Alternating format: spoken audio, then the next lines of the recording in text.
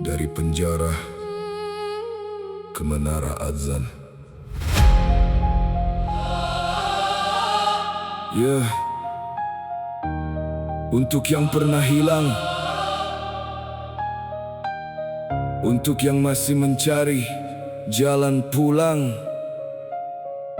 Listen. Yeah! Yeah!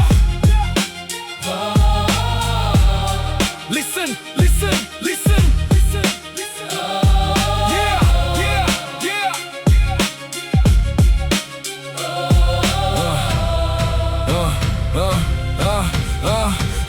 Di desa kecil timur aku kenal seorang kawan. Sejak 2010 kami jalan barengan. Anak desa biasa tapi hidup tak biasa. Takdir membawanya masuk lorong penuh dosa. 2007 masih SMP belasan usia. Dia pilih berhenti sekolah, tinggalkan cita-cita. Mungkin bosan, mungkin lelah, mungkin ingin bebas. Tapi keputusan itu jadi awal hidup keras. Teman jalanan datang beri palukan palsu. Botol miras pil koplo jadi teman baru. Saat remaja lain sibuk buku dan ujian, dia habiskan malam dalam kemabukan jalanan.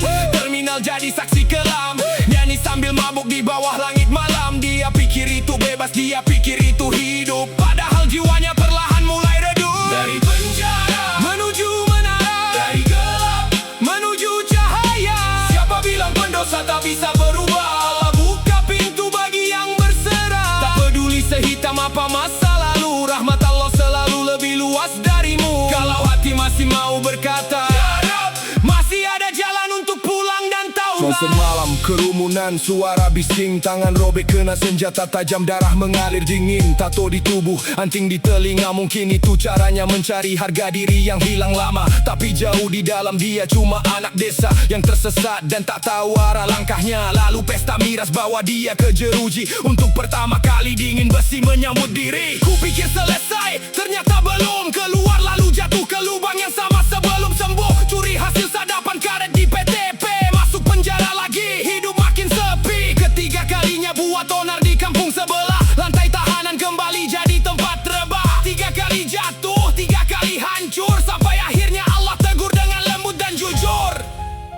Kadang Allah tak mengetuk dengan petir. Kadang Dia kirim sahabat untuk melunakkan hati yang hampir mati. 2022 hukuman ketiga, datang kawan lama menjenguk dirinya. Dia sudah hidra, wajahnya penuh cahaya, tak menghakimi, hanya bicara dengan cinta. Kamu capek kan hidup begini? Kalimat sederhana tapi menghujam hati. Bukan ancaman, bukan ceramah panjang, cuma kasih sayang yang membuat benteng runtuh perlahan. Keluar penjara, pulang ke kampung, Pak RT cerita tentang teman yang kini beruntung. Banyak kawan lama belajar Quran, tinggalkan maksiat, mulai dekat dengan Tuhan. Apa benar? Batinya perlahan, rasa penasaran membawanya berjalan. Sampai di warung bertemu kawan lama. Dari sana mulai tumbuh cinta pada agama. Dari penjara menuju menara, dari gelap menuju cahaya. Siapa bilang pendosa tak bisa berubah? Allah buka pintu bagi yang berserah. Dia mulai dari nol, dari ikro pertama, mengejar huruf satu-satu dengan air mata. Alif, ba, ta. Perlahan dibaca, yang dulu keras kini lulu di hadapannya. Tapi hidup tak selalu mudah jalannya. Tak punya HP, komunikasi terbatas adanya. Belajar sempat terhenti, waktu berjalan, namun tekad hijrah tak pernah padam. 2 tahun berlalu masih tertatih, Ikro jilid 3 tapi semangatnya bersih. Di mana ada kajian di situ dia datang.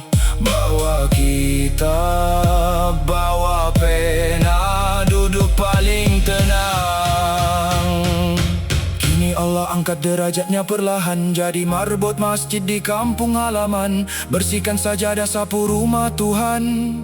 Tangan yang dulu berbuat rusuh kini jadi penolong kebaikan. Dan saat azan berkumandang merdu, suara itu bukan cuma panggilan wudhu, tapi bukti nyata bagi siapapun yang melihat bahwa Allah menerima taubat. Seburuk apapun niat yang pernah sesat, kalau hari ini kau bertemu dirinya, mungkin tak percaya kisah masa lalunya. Dulu anak jalanan, kini penjaga masjid. Dulu mabuk, kini Sebaik-baik manusia punya masa lalu, seburuk-buruk manusia masih punya masa depan baru. Selama nafas masih Allah beri, pintu taubat belum tertutup hari ini.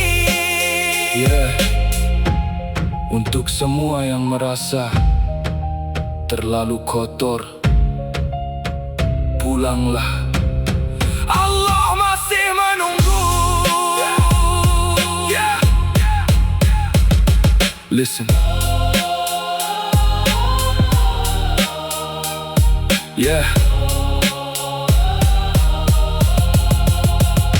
Listen.